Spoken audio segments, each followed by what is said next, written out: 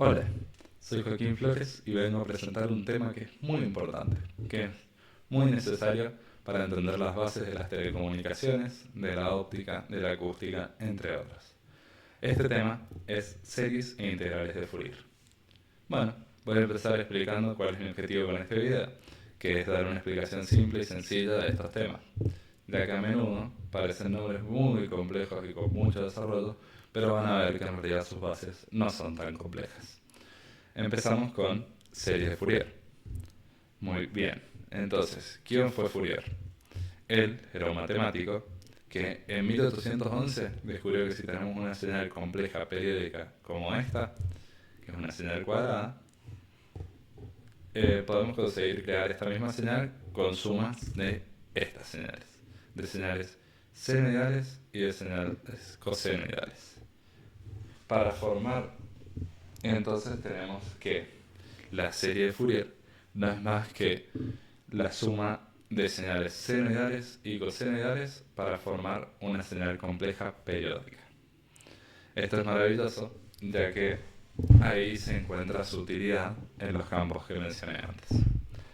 Bien, recién dije que solo una señal periódica puede ser representada por esta serie, y esto es cierto, pero también tiene que cumplir algunas condiciones más, las cuales son que la función a representar debe ser periódica, debe ser continua a trozos, tiene que estar acotada y en un periodo cualquiera debe tener un número finito de máximos y mínimos locales y un número finito de discontinuidades. Bien, entonces acá dice que la señal tiene que ser periódica. ¿Qué significa eso? Eso significa que si tenemos la gráfica de una función que es como esta, esto es el periodo, que lo vamos a llamar t, que no es más que lo que tarda en tiempo una onda en estar en el mismo punto del que empezamos a medir. Entonces, podemos definir que una señal es periódica si f de t es igual a f de t más el periodo. Acá, para entender un poco más esto, puse otro ejemplo, en donde podemos ver que no solo el periodo se pone desde un punto como este, desde abajo, sino que se puede poner desde cualquier punto hasta que se vuelva a repetir ese punto. Bien, entonces quedamos que habían varias condiciones además de esta, y es que otra de ellas es que tiene que ser continua a trozos. ¿Qué significa esto? Esto es básicamente que las funciones que la representan tienen que ser continuas, como se ve en estas imágenes, no hay ningún corte. Bien, entonces seguimos con la otra condición, que es que sea acotada. Tenemos la función acotada entre dos valores. Y que sea acotada significa que varía entre estos dos valores, pero nunca va a pasar más allá de este o más abajo de este. Eh, También, por último, tenemos la última condición, que es que en un periodo cualquiera debe tener un número finito de máximos y mínimos locales y un número finito de discontinuidades.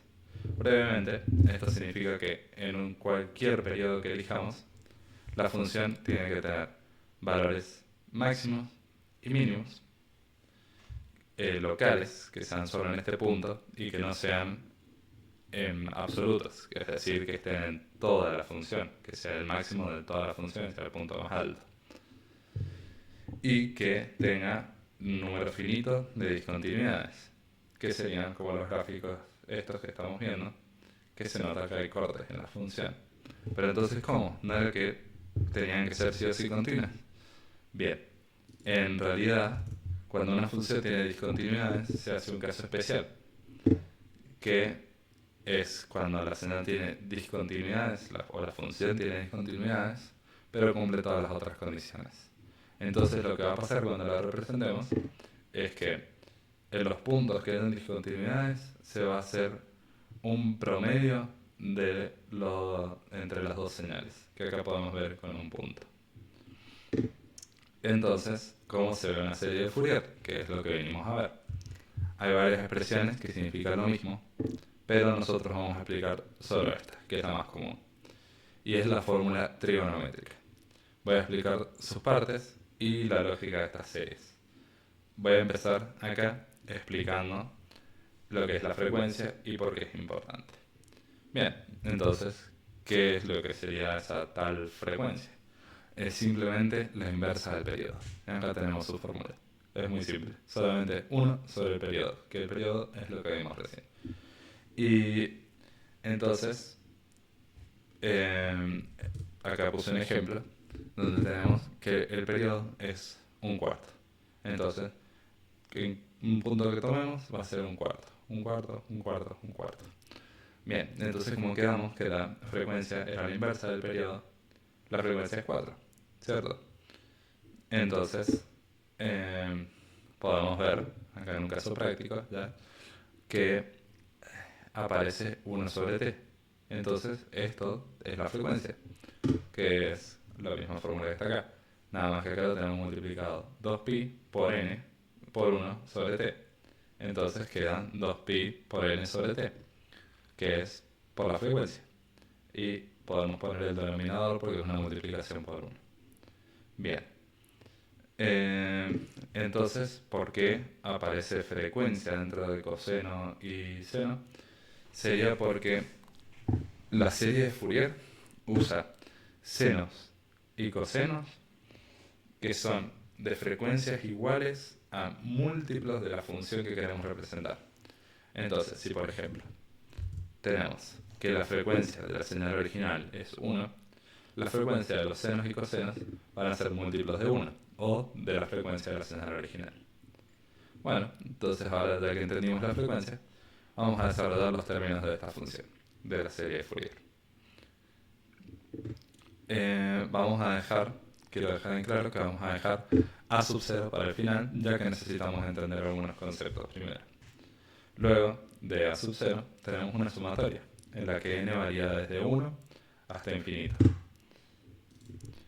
Acá tenemos un ejemplo de cuando n vale 1, podemos ver que la frecuencia acá adentro es lo mismo, ya que está multiplicado por 1, entonces 2pi sobre t multiplicado por el parámetro de la función, que es t. Bien, entonces son de la misma frecuencia que la señal original porque es 1. Bien, y entonces estos senos y cosenos a la vez están multiplicados por a sub 1 y b sub 1. ¿Qué son estas letras raras? Significa que son constantes, que llamamos coeficientes de Fourier, y indican básicamente cuánto influye este término por el que está multiplicado en la representación final de la función. Esto quiere decir, vamos a explicar con un ejemplo, que si yo por ejemplo tuviera que a sub 1 es igual a 0, entonces cuando es 0 se multiplica por el coseno, en este caso, y vemos que se anularía el término, pues 0 por cualquier cosa es 0. Entonces se anula y eso quiere decir que este coseno no tendría ninguna importancia en la representación final de la función. Por el caso contrario, tendríamos que si b sub 1 o a sub 1 cualquiera tiene un valor muy alto, es muy alto en relación a los demás, ¿cierto? A los demás términos, es que es muy preponderante, es muy grande y muy importante en la representación final de la función. Bien, entonces para calcularlo, con frecuencia en los libros de matemática, se calculan los coeficientes con integrales. ¿Pero por qué es esto? Y esto es gracias a que necesitamos hacer un producto interno que se hace multiplicando dos funciones e integrando el resultado en un periodo de la función original. Y este resultado lo que nos da es un nivel de parecido entre las dos funciones que estamos multiplicando. Bien, entonces entendido esto, podemos ver que a sub n y b sub n se calculan así. Acá tenemos el periodo de la función original, que está integrado, y acá está la multiplicación de la función que tenemos acá, que es x de t, multiplicado por el coseno, que era lo que queríamos comparar, a ver cuánto se parecen. Bien, entonces A0, ¿qué es? No lo hemos explicado todavía, A sub 0. Esto no es más que un valor medio elevado. Necesitamos elevarlo, ya que tendríamos un valor medio de 0 si no fuera por esto, ya que el valor medio del coseno y del seno es igual a 0. ¿Y cómo se obtiene? Simplemente tenemos que en la función, en la ecuación de a sub n, reemplazamos n por 0 y eso nos va a dar este valor. Luego lo dividimos por 2 y lo obtenemos. Bien, ya entendimos todos los términos de la serie de Fourier. Hay que tener otras cosas en cuenta, que es como las funciones pares e impares. Y entonces, en realidad lo que tenemos que saber es que los cosenos, como este, aportan a la parte par de la función. Y los senos aportan a la parte impar de la función. Dependiendo de si la función es par o impar, algunos coeficientes van a dar 0 y por lo tanto se van a anular.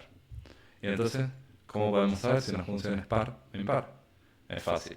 Si la función es par en un periodo t, la función con el parámetro negado va a ser igual a la función original. En cambio, si tenemos la función impar con el parámetro negado, va a ser igual a la función original negada. Bien, acá puse algunos ejemplos y podemos ver que el coseno es una función par. ¿Por qué? Porque el coseno de 180 es igual a menos 1. Y el coseno de menos 180, perdón, es igual a menos 1. Eso quiere decir que el coseno, que si tenemos el parámetro negado, es lo mismo. Da el mismo valor que si no lo tuviéramos negado. Y en el seno tenemos que es impar, ya que si ponemos un parámetro cualquiera, 90 en este caso, va a dar igual a 1. Y si ponemos el mismo parámetro pero negado, va a dar ese valor pero negado, menos 1. 1 y menos 1. Tenemos la demostración de si son pares o impares. Bien, genial, ya entendimos las series de Fourier. Cuando se aplican, que era cuando queríamos descomponer una señal periódica. Entonces, ¿qué pasa si nuestra señal no es periódica? En este caso, no podemos usar la serie de Fourier, ya que solamente es para señales periódicas. Si no es periódica, tenemos que usar las integrales de Fourier, que suena muy complejo, pero en realidad no es más que una representación de una función a través de senos y cosenos, pero a diferencia de la serie, esta se hace con integrales en vez de sumatorias. Bien, esta integral tiene muchísimos casos de usos actuales, como es el procesamiento de imágenes de WhatsApp o la descomposición de señales de música que hacen aplicaciones como Shazam. Bueno, para empezar a hablar de la integral de Fourier tenemos que definir las reglas necesarias para que la podamos usar en una función. Que es que sea absolutamente integrable y que sea continua a trozos en un intervalo. ¿Qué significa que sea continua a trozos? Que sea absolutamente integrable. Significa que si calculamos el módulo de nuestra función y luego lo integramos desde menos infinito a infinito, el resultado va a ser un valor que sea menor que infinito, es decir, un valor real. También necesitamos que f, que es nuestra función, sea continua a trozos en un intervalo finito. Acá tenemos un ejemplo que es como lo que vimos recién. Bien, entonces, ¿cómo se representa una función no periódica que cumple estas condiciones por la integral de Fourier? Se representa así, frecuentemente. Hay otras formas, pero frecuentemente se representa así. Podemos ver que la integral va desde 0 hasta infinito. Y luego tenemos una suma de términos muy parecida a lo que vimos en la serie de Fourier. Para entender bien qué es lo de las diferencias, voy a explicar cada uno de los términos brevemente. Bien, vemos que lo primero que aparece es una integral desde 0 hasta infinito.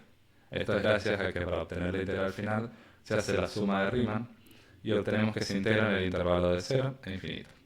Luego vemos que tenemos una suma de funciones seno y coseno, como en la serie, pero esta vez no depende de n, depende de omega, que no es más que la variable de integración. Lo mismo que como integrábamos respecto de t en las series. En este caso es simplemente omega. También vemos algo muy interesante, que es que los términos seno y coseno también están multiplicados por coeficientes a sub omega y b sub omega. Ampliemos estos coeficientes así podemos ver cómo se calcula. Acá los tenemos. Vemos que los coeficientes consisten de 1 sobre pi, que es una constante que se arrastra del cálculo, que es de la suma de arriba. Pero lo importante realmente está a continuación, que se puede ver que hay una integral desde menos infinito a infinito, y esto es porque L, que es el periodo, o T, como lo habíamos definido nosotros, tiende a infinito, ya que no hay periodo, porque es una función no periódica. Luego, simplemente tenemos la multiplicación de la función original por el seno, en este caso, o el coseno, para obtener el producto interno, como lo hicimos en las series de Fourier. Es importante notar que las integrales para cosenos, es decir, para funciones pares, se puede definir como esto.